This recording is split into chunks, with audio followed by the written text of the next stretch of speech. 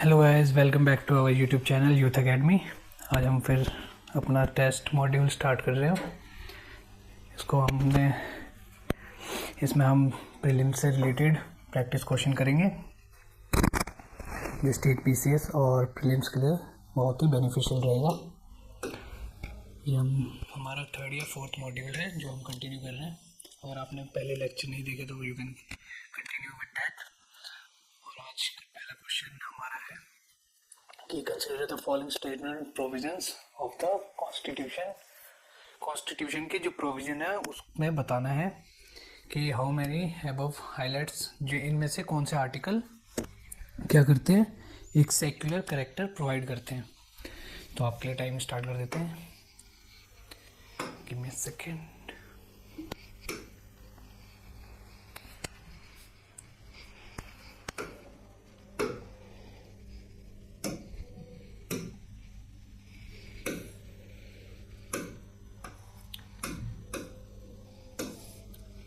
I hope question read कर लिया होगा आपने। इसके लिए 40 सेकेंड इनफ है।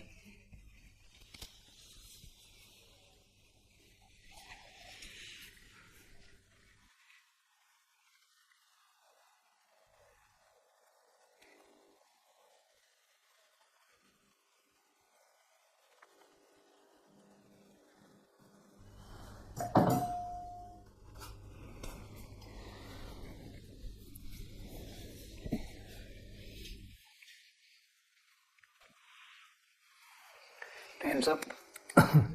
आई होप अभी तक आप लोगों ने इसका आंसर दे दिया होगा। तो इसमें पूछा है कि इनमें से कौन सा आर्टिकल सेक्युलर कैरेक्टर प्रोवाइड करता है कॉन्स्टिट्यूशन में। तो इसमें पहला ऑप्शन है आर्टिकल 15। इसमें अभी हमने फंडामेंटल राइट स्टार्ट नहीं किया है, तब भी हम देख लेते हैं। फंडामेंटल राइट प्रोवाइड करता है कि कोई भी पर्सन डिस्क्रिमिनेशन नहीं करेगा किस पे, race, religion, caste, sex and place of birth के बिहाफ पे। रिलीजन, प्लेस ऑफ बर्थ, इसके बिहाफ पे कोई भी पर्सन डिस्क्रिमिनेशन नहीं करेगा। इसमें एक्सप्लिसिटली एकदम खुलेआम या रिटन फॉर्म में दिया हुआ है कि रिलीजन के आधार पर कोई डिस्क्रिमिनेशन नहीं करेगा। तो ये क्या प्रोवाइड करता है, एक सेक्युलर कैरेक्टर। सेक्युलर का अगर आपको मतलब नहीं पता तो धर्मनिरपेक्ष, जहाँ सारे धर्म क्या हो और रिलीजन आर इक्वली ट्रीटेड। इसको हम पॉलिटी की क्लास में और गहराई से समझेंगे, अभी देखते हैं। Next option article 29। आपको भी पता है कि राइट और फ्रीडम ऑफ रिलीजन आर्टिकल 29 से भी मिलता है, तो ये ऑप्शन भी ठीक हो जाएगा। आर्टिकल 44 क्या प्रोवाइड करता है हमारा, यूसीसी, यूनिफॉर्म सिविल कोड। तो इसमें भी सारे धर्मों को एक लॉ बनाने के लिए, सभी धर्मों के लिए, जो हिंदू लॉ है, मुस्लिम लॉ है, सबके लिए एक यूनिफॉर्म लॉ की डिमांड की गई है, इसमें मांग की गई है, जो हमें एक सेकुलर कैरेक्टर प्रोवाइड करता है। तो यूसीसी भी हमारा आंसर हो जाएगा इसमें। और प्रीएम्बल में तो लिखा ही गया है रिलीजन के बारे में, secular, India is a secular country, we the people of India having solemnly resolved to constitute India into sovereign secular democratic republic। ये हम जब प्रेम्बल पढ़ेंगे तो उसको एक एक वर्ड समझेंगे। तो प्रेम्बल में भी सेकुलर वर्ड यूज़ किया गया है। तो ये सारे आंसर हमारे क्या हो जाएंगे, सही हो जाएंगे। Option D, all four. Next question देखते हैं। Which of the following falls within the meaning of state. Article 12 हमारी क्या प्रोवाइड करती है, एक डेफिनेशन प्रोवाइड करती है स्टेट की, कि राज्य क्या होगा, राज्य के अंदर कौन कौन से संस्था है, कौन कौन सी संस्था नहीं होगी। तो इसमें टाइमिंग प्रोवाइड कर देते हैं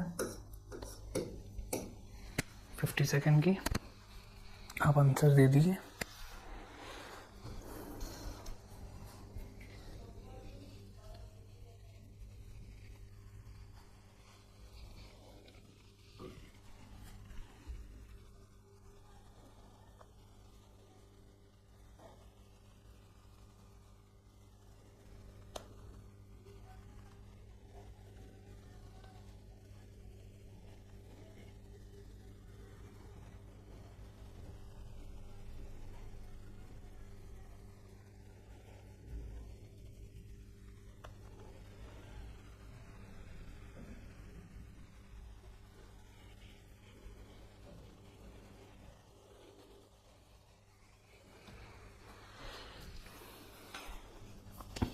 आई होप आपने सॉल्व कर लिया हो। तो इसमें पूछा है कि कौन से हमारे आर्टिकल 12, जब हम आर्टिकल स्टार्ट करेंगे तो उसको पूरा समझेंगे। आर्टिकल 12 क्या प्रोवाइड करती है, स्टेट की कौन से संस्था स्टेट के अंडर आती है। तो इसमें पहला क्या है, इम्प्रूवमेंट स्टेट ट्रस्ट। जो भी ट्रस्ट बनाए गए हैं किसी लोकल बॉडी के द्वारा या स्टेट के द्वारा, ये पार्ट है 12, आर्टिकल 12 में फॉल करता है या नहीं। तो ये आंसर क्या होगा, करेक्ट होगा हमारा। इसमें LIC लाइफ इंश्योरेंस कॉरपोरेशन, जिसका हेडक्वार्टर का है मुंबई में है, और ये एक इन्वेस्टमेंट इंश्योरेंस है, इसमें इन्वेस्टमेंट भी करते हैं। ये भी हमारे स्टेट के अंडर फॉल करता है, तो ऑप्शन बी भी करेक्ट होगा। Private body working as a, कोई भी प्राइवेट बॉडी जो इंस्ट्रूमेंट और स्टेट के अंडर या स्टेट के बिहाफ पे partially paid by state government के बिहाफ पे काम करती है, वो क्या आर्टिकल 12 के अंडर ऑटोमेटिकली फॉल कर जाएगा। तो ऑप्शन 3 भी हमारा सही आंसर होगा। स्टील अथॉरिटी ऑफ इंडिया, ये भी हमारा क्या है, स्टेट का ही पार्ट है। तो ये सारे ऑप्शन हमारे क्या होंगे, करेक्ट होंगे। इसमें एक और चीज़, जैसे हमारी BCCI है, ये हमारे स्टेट का आर्टिकल 12 का पार्ट नहीं है। उन्होंने अपने आप को एक इंडिपेंडेंट बॉडी मानी है, वो स्टेट का पार्ट नहीं है। इसलिए जैसे हमारी कोई भी पॉलिटिकल पार्टी हो गई, जैसे BJP, कांग्रेस, ये भी स्टेट का पार्ट नहीं है, आर्टिकल 12 के अंडर फॉल नहीं करता है। तो ये दो मेन इम्पोर्टेंट फैक्ट है जो स्टेट के अंडर नहीं आते हैं। अब आगे देखते हैं next question. Which of the following articles guarantee the right to travel abroad. किसी भी विदेशी कंट्री में जो यात्रा करते हैं, वो कौन सा आर्टिकल इसमें से हमें अधिकार देता है। तो इसके लिए 50 सेकेंड इनफ है।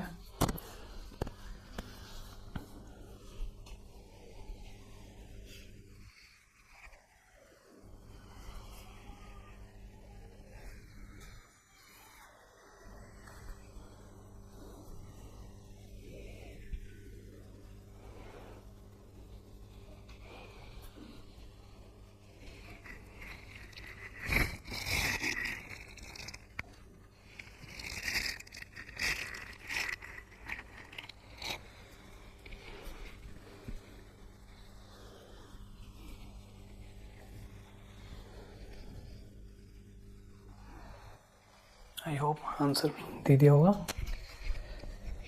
तो इसका आंसर है आर्टिकल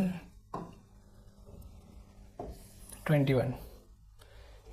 इसमें राइट टू ट्रेवल एब्रोड की बात की गई है। तो ये हमारा कौन सा आर्टिकल प्रोवाइड करता है, आर्टिकल 21, जो right to life, right to life with ये सब प्रोवाइड करते हैं। Right to education 21A। तो हमारा जो right to abroad, travel abroad है, ये भी आर्टिकल 21 के अंडर फॉल करता है। और right to travel within India, अगर पूछ ले तो विद इन इंडिया, तो ये कौन सा आर्टिकल होगा। इसमें इंडिया की बात करिए कि इंडिया के अंदर आप ट्रेवल कर सकते हैं, अगर कोई रिस्ट्रिक्टेड प्लेस नहीं है। तो ये कौन सा आर्टिकल प्रोवाइड करेगा, आर्टिकल 19। और 19 में भी 19(1) सब क्लोज D। ये हम जब आर्टिकल फंडामेंटल राइट्स पढ़ेंगे तो उसको सही से समझेंगे। अभी के लिए इतना काफ़ी है कि राइट टू ट्रेवल एब्रोड की बात हुई है, तो आर्टिकल 21 हमारा क्या होगा, करेक्ट आंसर होगा। अगर विद इन इंडियन टेरिटरी होता क्वेश्चन में, तो आर्टिकल 19 हमारा आंसर होता। नेक्स्ट क्वेश्चन देखते हैं। Which fundamental right is mostly likely promoted in case of the reservation promotion in government job में कौन सा आर्टिकल के द्वारा इसमें बताया गया है। प्रमोशन इन गवर्नमेंट ऑफिस या फिर गवर्नमेंट जॉब में अगर प्रमोशन की बात की गई है तो कौन से आर्टिकल में। तो इसके लिए 30 सेकेंड इनफ है। Take your time. सॉरी।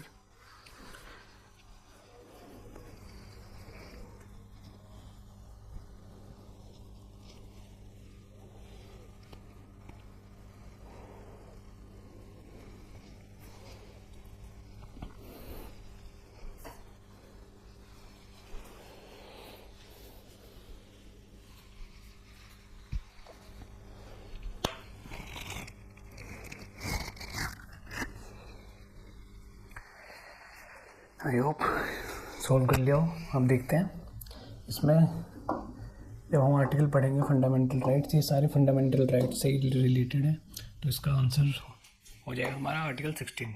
इसमें ही हमारे प्रमोशन की भी बात की है, गवर्नमेंट ऑफिस इन सब की, और right to life and personal liberty article 21, ये सब हम गहराई से समझेंगे। डिस्क्रिमिनेशन से रिलेटेड है। अब आगे देखते हैं। इसमें एक ये क्वेश्चन बढ़िया है, इसको देखिए, इसको समझा देता हूँ। अपर्णा 12 ईयर गर्ल, अपर्णा एक 12 साल की वर्ष के बच्चे हैं, उसमें रिजाइडिंग कहाँ रहते हो, रिमोट विलेज में। रिमोट विलेज से का अर्थ है जैसे कोई सिटी है बड़ी सी, उससे दूर कोई छोटी सी जगह है जहाँ पे जो रिसोर्सेज संसाधन है वो पर्याप्त मात्रा में नहीं पाए जाते, जैसे बिजली या इलेक्ट्रिसिटी या फिर पानी की सुविधा वहाँ पे उतनी मात्रा में नहीं मिलती जितनी एक सिटी में मिलती है, उसी को रिमोट विलेज कहते हैं। वो कहाँ रहती है, रिमोट विलेज, बिहार के रिमोट विलेज में रहते हैं। वो कहाँ पे काम करते हैं, forced to work in hazardous condition. क्यों? क्योंकि उसकी फैमिली ने कोई किसी से लोन लिया था, उसको चुकाने के लिए उसे मजबूरन काम करना पड़ता है हैजार्डियस कंडीशन में। तो इसमें पूछा है कि कौन से आर्टिकल का वायलेशन हो रहा है इसमें, तो इसके लिए टाइम लगा देते हैं। Take your time.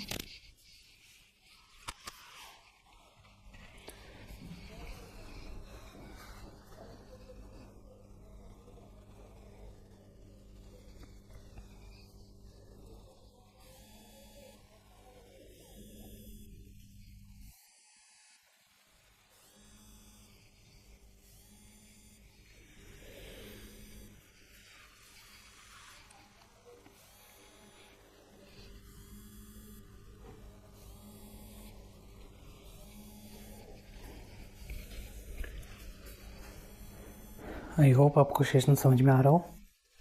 कोई भी क्वेरी हो तो you can raise in a comment section. ये हम डेली बेस पे लाएंगे अपना क्वेश्चन कैप्सूल कोर्स से जो हम देखते हैं इसमें इसका आंसर क्या होगा।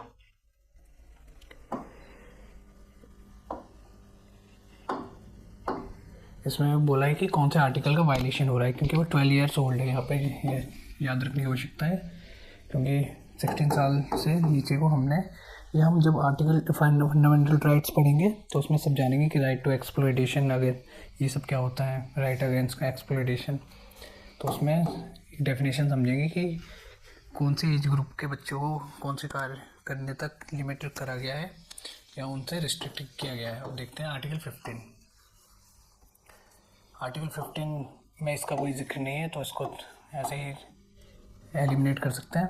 आर्टिकल 21A, इसमें जो अपर्णा है वो एक 12 वर्षीय बच्ची है, तो उसमें उसे आर्टिकल 21A क्या प्रोवाइड करता है, राइट टू एजुकेशन, लेकिन वो अपने शिक्षा से, एजुकेशन से वंचित हो रही है, तो ये भी इसका वायलेशन हो रहा है आर्टिकल 21A का। तो इसका आंसर पहला सेकंड स्टेटमेंट क्या हो जाएगा हमारा, करेक्ट हो जाएगा। जो राइट टू एजुकेशन प्रोवाइड करता है उससे क्या हो रही है, वंचित हो रही है अपर्णा, तो ये हमारा करेक्ट ऑप्शन हो जाएगा। अब article 23, article 23 and 24 right against exploitation, जो भी फोर्स्ड लेबर है उसमें मनाही की गई है, और ये हमारा फंडामेंटल राइट्स है, तो इसको वायलेट नहीं कर सकते, तो ये भी यहाँ पर वायलेशन हो रहा है आर्टिकल 23 का। आर्टिकल 27 रिलीजन से रिलेटेड है, तो ये हमारा ऑप्शन रॉन्ग हो जाएगा, और 15 भी रॉन्ग हो जाएगा। तो यहाँ पर कौन से ऑप्शन होंगे हमारे, सेकंड और third will be our correct answer, तो option A will be our answer. I hope ये छोटा सा मॉड्यूल आपको समझ में आया हो। मिलते हैं नेक्स्ट क्वेश्चन कैप्सूल में। आपको कोई भी क्वेरी हो तो you can raise in a comment section, and thank you.